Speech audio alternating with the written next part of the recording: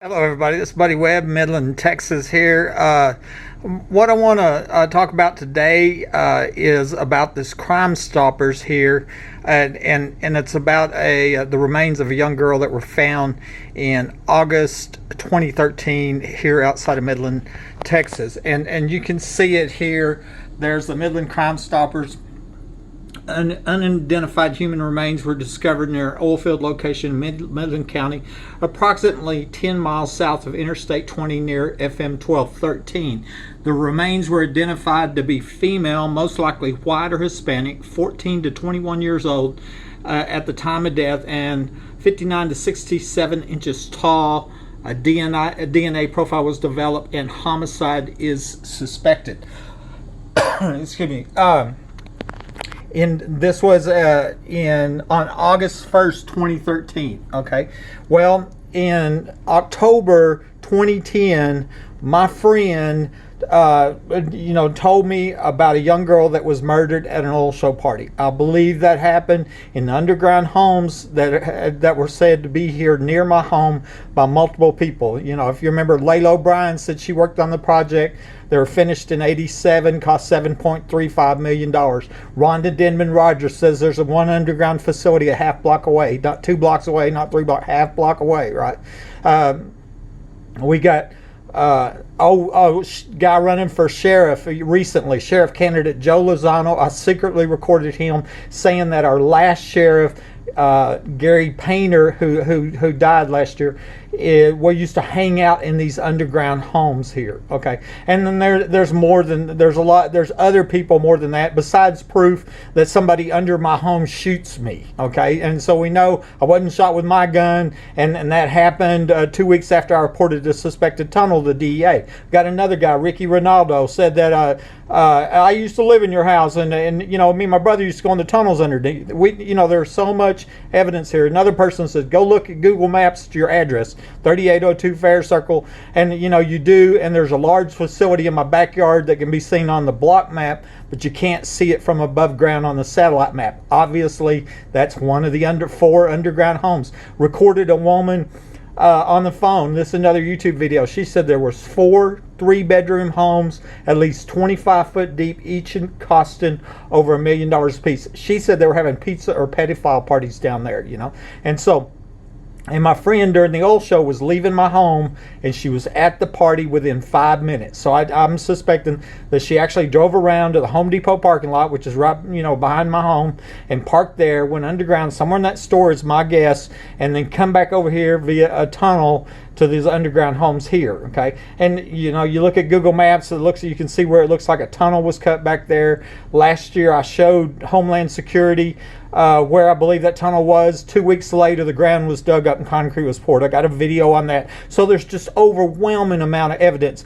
But the whole point is, I think that is this girl, my friend, and I tried to get her to report that, this murder, but she was afraid and told me high-level police were there. And I just couldn't even imagine it at the time. I would be afraid to not report a murder, and she's afraid to report the murder. And now I understand. I mean, you know what I mean? I have been vilified by trying to, report crime. Literally, I live under the threat of death, because I'm reporting crime, and then there's all this evidence backing up what I'm saying, it's really absurd. In all this time since 2013, to my knowledge, there's been one news story. We have 4 news stations here, basically. You have News West 9, CBS 7, KMID, which is called Your Basin. That's where this story is from. And it's Channel 2 News, Big 2. And then you have the Midland Reporter, Telegram, the newspaper. So out of all them 4, to my knowledge, there's been one story done about this 14 to 21-year-old girl remains that are found in 7 years. I think that is a clue in itself. To me, I'm thinking that's a clue in itself, that ain't nobody wants to get this little girl identified, because it's just like they want to cover up them underground facilities and them underground parties and the crimes, because remember, the last homeowner of my home died the week before the 2008 oil show started, and then I was told about this girl being murdered at the 2010 oil show party, and not at the oil show, actually at the parties, the famous parties. I've heard of them all my life. They're famous parties put on wealthy oil men. This is a convention, international convention. People all over the world, wealthy people fly into, into Midland for this big convention. Okay, so anyway, that's where I wanted to start there, and I want to show you here that my last video, if y'all probably saw it, email to the sheriff, public corruption, and police corruption isn't, there's national protests going on right now, and basically this video, I'm what I said here is I am showing with specific and proven examples of police lying on falsifying police records and tampering with evidence in the murder attempt on my life. I remember I'm home minding my own business. Somebody shot me, by surprise with my phone lines cut. So I've been posting this in different Facebook groups, and it's a very short read. There's a Crime Stoppers out for remains of 21-year-old girl that's found outside of Midland, and I just went over that. In 2010, my friend told me about a young girl, and I already said that. I believe these parties were in the underground facilities where it said Gary Painter used to hang out. I said that, right?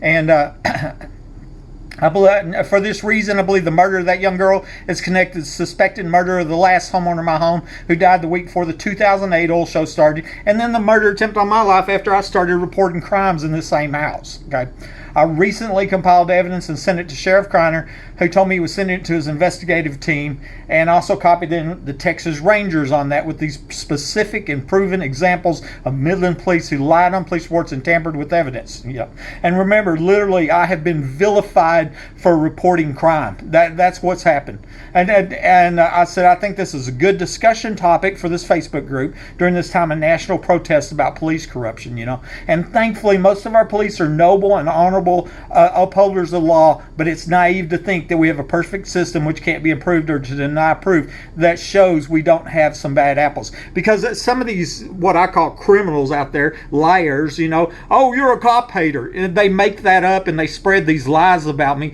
But, as far as I'm concerned, they're trying to cover up the murder of these, this little girl and these other murders, and that's why they're making up lies about me, because I'm not a cop hater, I mean, that come right out of their, little heads where it come out of.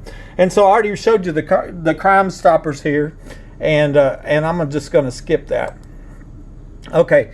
Here on today's Facebook post, how did they get named the secret police? Okay, and they're almost world famous. I started making YouTube videos. They were caught on camera right after I was ambushed and shot. And while I'm talking, you can look at the pictures. That's the actual pictures. And what happened was, I crawled out. And while about the time I'm going into surgery, these police here that you're seeing in the pictures, they tried to disable that camera and accidentally started it, so they didn't know that that their picture was taken. So here they are staging the crime scene. One picture I make a point of all the time, looks like Rosa Rodriguez was planting my stolen cell phone with April Chandler.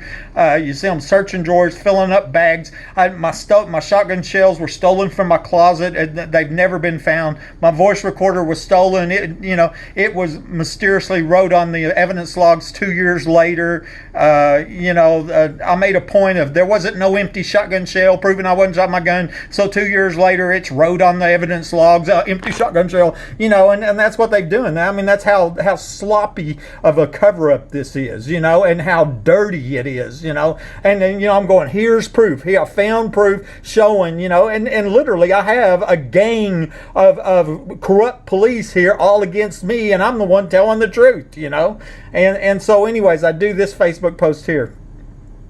Let's see, when I returned from the hospital being shot by surprise, with my phone lines cut, I found pictures of the police on my security cameras, okay?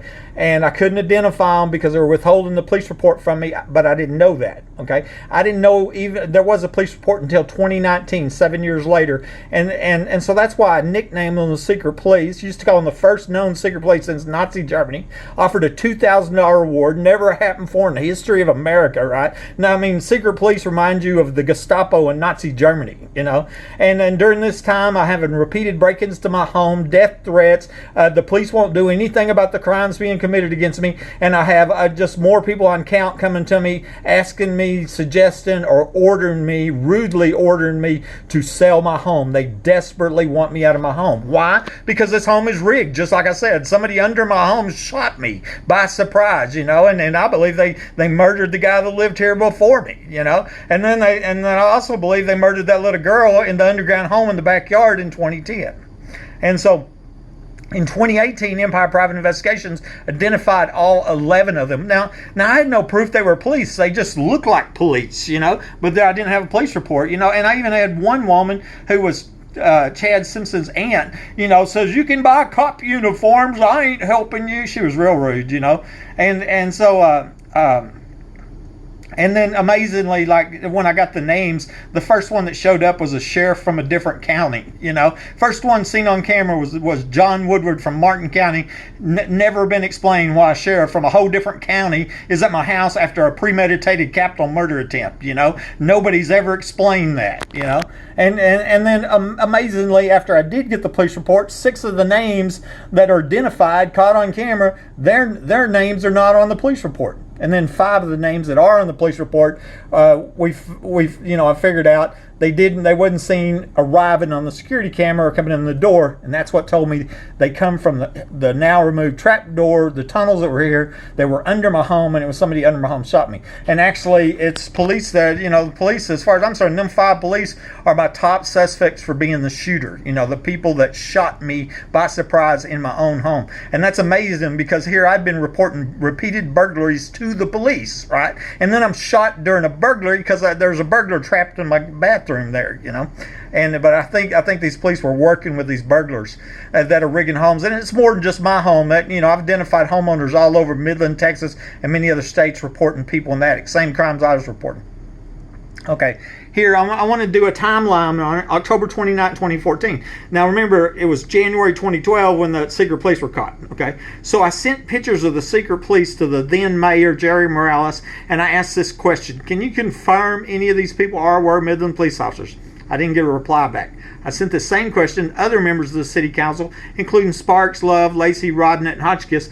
The only reply that I got back was from Hotchkiss that asked me to resend the pictures, and then I never got another reply. Okay, and so here was the Facebook message, Mayor Morales, right here. It's time stamped right there, October 29, 2014, and here's the pictures. Okay, right here. Okay, these were the secret police, and that's a fair question, because the police department reports to the mayor, right? I'm a citizen, I'm a taxpayer, I live here, I pay taxes, I asked a legitimate question, and they ignored my question, and I suspect the reason they did is because they knew these police were caught and it had to do with underground facilities and all that.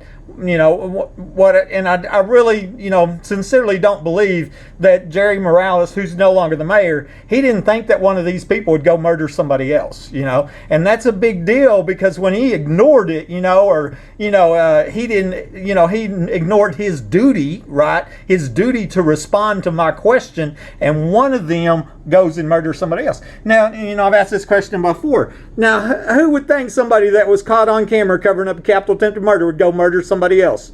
I'm being facetious, right? And isn't that facetious, right?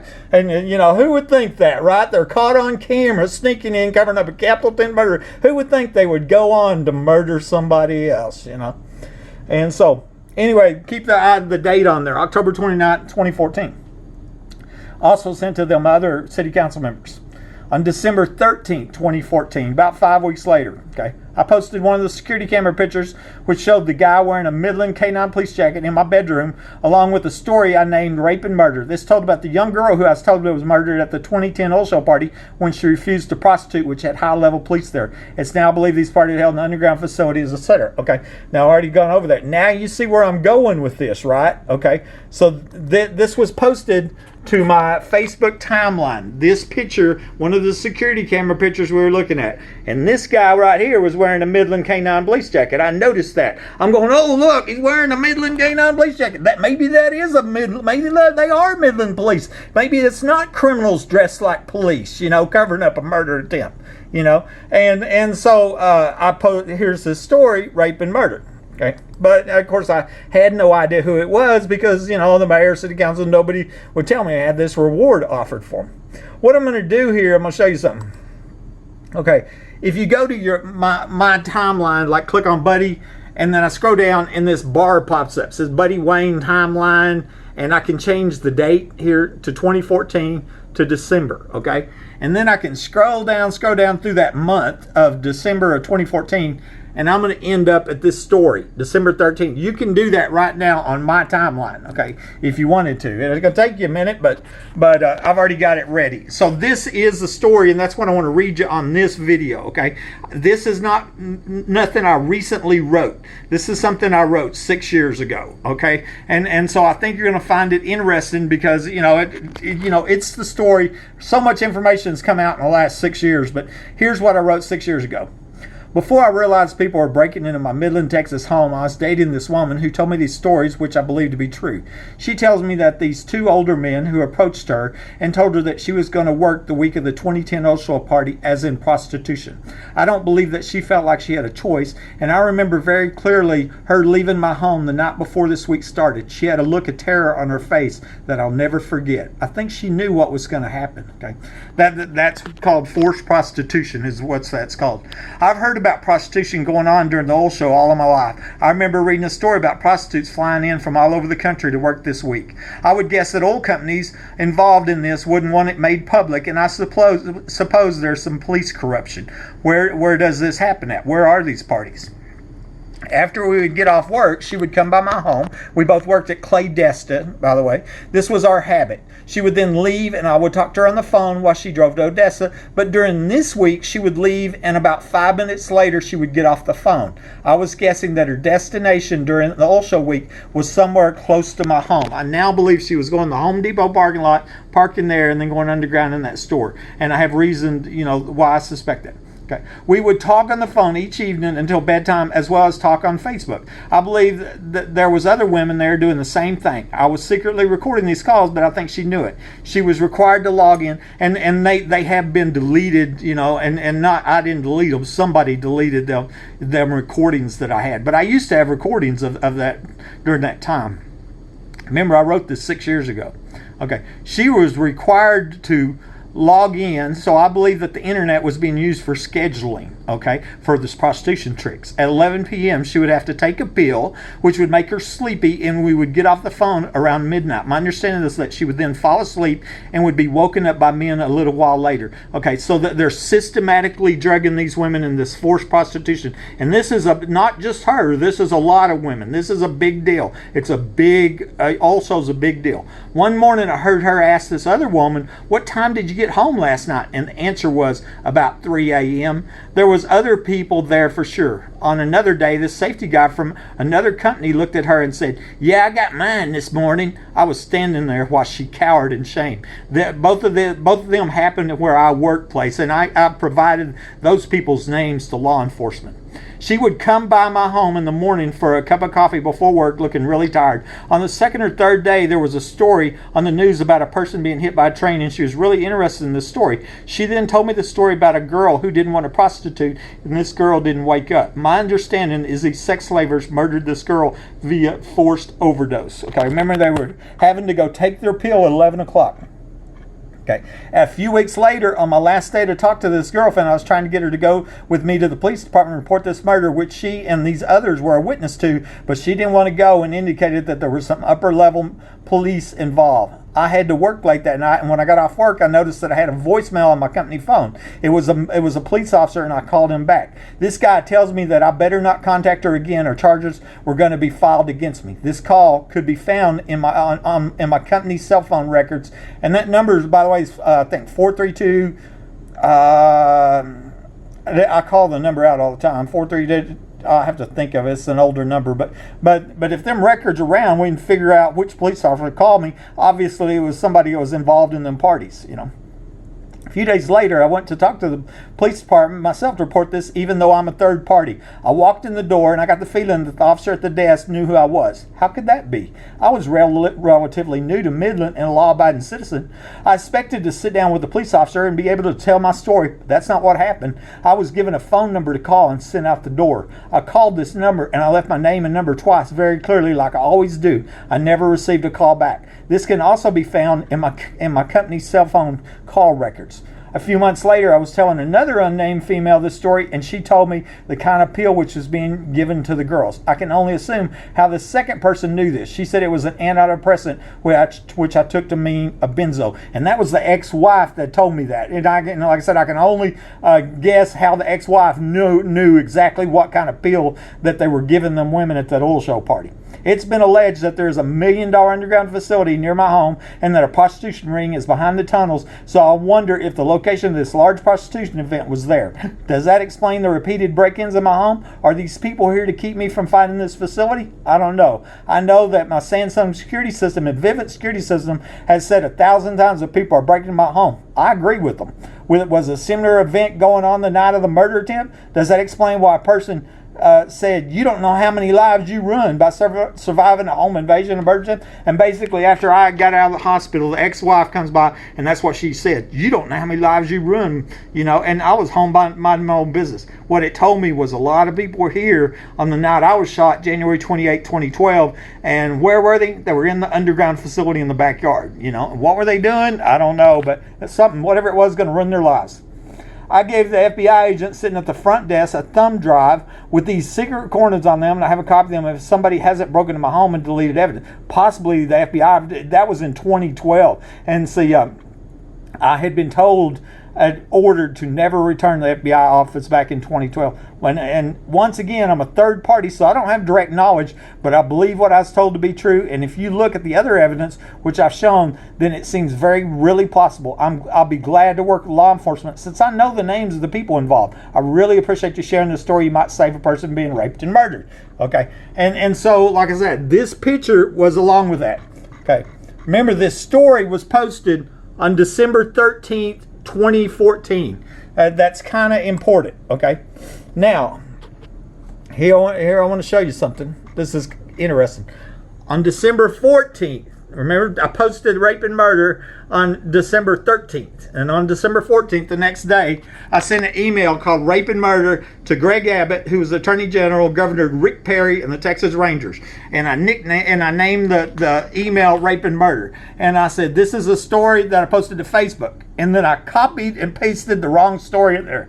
It was an accident, okay? So I sent the wrong story on the 14th.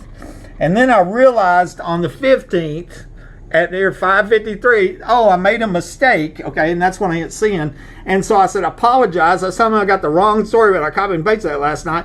And here's the right one. So here's the rape and murder story, the one I just read to you, and that come off of Facebook. And I sent it to the Perry and Abbott, okay, on December 15th, okay. Also, December 15th, MPD chief, police officer involved in murder-suicide. Look at the timestamp on that too. That's at 6:09, December 15th.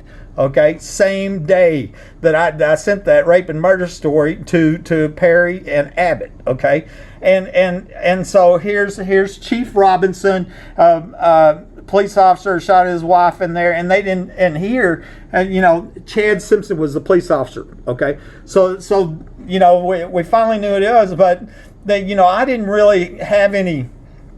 Actually, it was a friend of mine that told me he was a Midland K-9 police officer, and the reason he told me because he knew that one of the secret police was a Midland K-9 police officer, and that's when I started putting it together that it was Chad Simpson in that picture that I posted with the rape and murder story. Okay, right there, right? That was him. On the 13th, I posted the story in his picture, and 2 days later, he goes and murders his wife and kills himself, allegedly. Anyway, that's supposed.